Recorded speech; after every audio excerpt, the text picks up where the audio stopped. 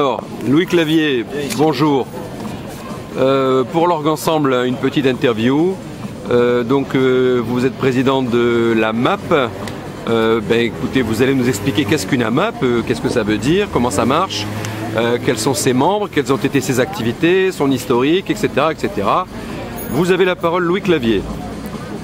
Eh bien, une AMAP, c'est une association de personnes qui ont envie vraiment de manger des choses saines, des choses bio, et aussi de préserver les producteurs qui sont sur le secteur, sur le terrain.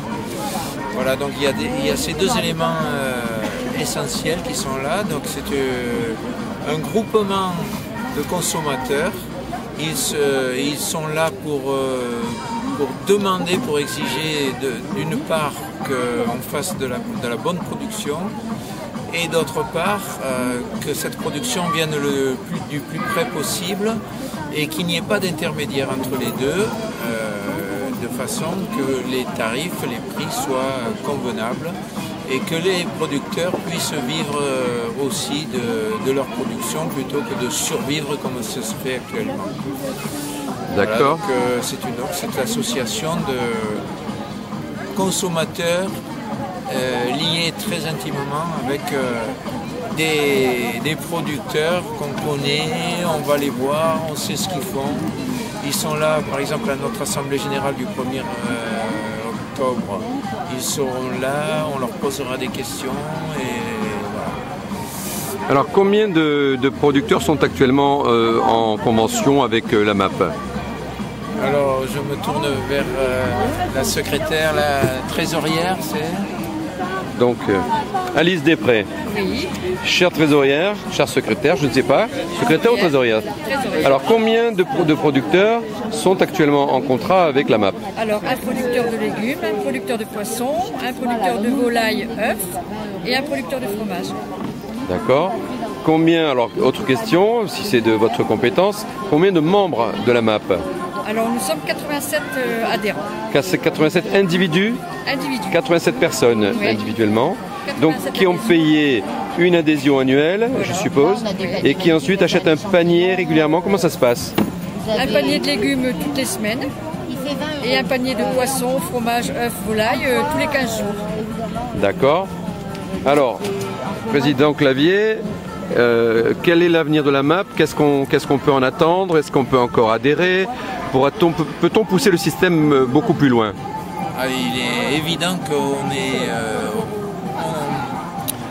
on met nos énergies actuellement pour prévoir et envisager l'avenir. Par exemple, aujourd'hui, il y a eu 36 personnes ou 37 personnes qui sont intéressées et qui apparemment vont adhérer chez nous, dans la mesure où on est capable, justement, en capacité de produire les produits. Donc l'année prochaine, avec le producteur, on va essayer de faire 2 groupes par semaine, ce qui pourra faire monter jusqu'à combien? 70 paniers de légumes.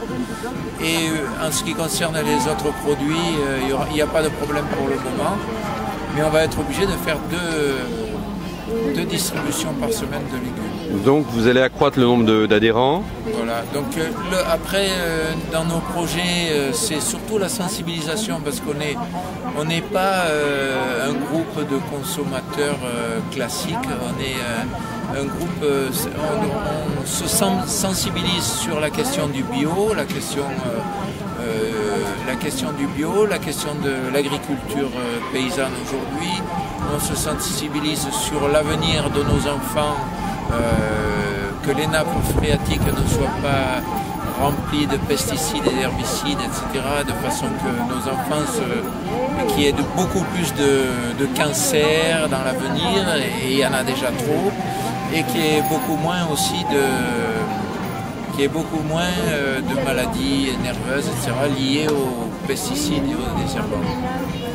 Voilà, donc on se sensibilise sur toutes ces questions et on essaie de sensibiliser justement les adhérents de façon qu'ils ne soient pas simplement des consommateurs qui profitent d'une association, parce qu'on profite souvent de l'association, et non que ces personnes-là soient actives, justement, conscientisées et développe les idées. On est en train de changer de... C'est un autre monde qu'on est en train de créer, un monde sans intermédiaire et un monde propre. Alors on dit que malgré l'absence d'intermédiaire, les tarifs ne sont pas peut-être à la portée de tout le monde. Qu'est-ce qu'il en est? Le panier est-il peut-être plus cher que dans les supermarchés? Et si oui, quels sont les bienfaits? Quel en est l'intérêt? Voilà, c'est plus cher que dans un supermarché, c'est sûr, mais après,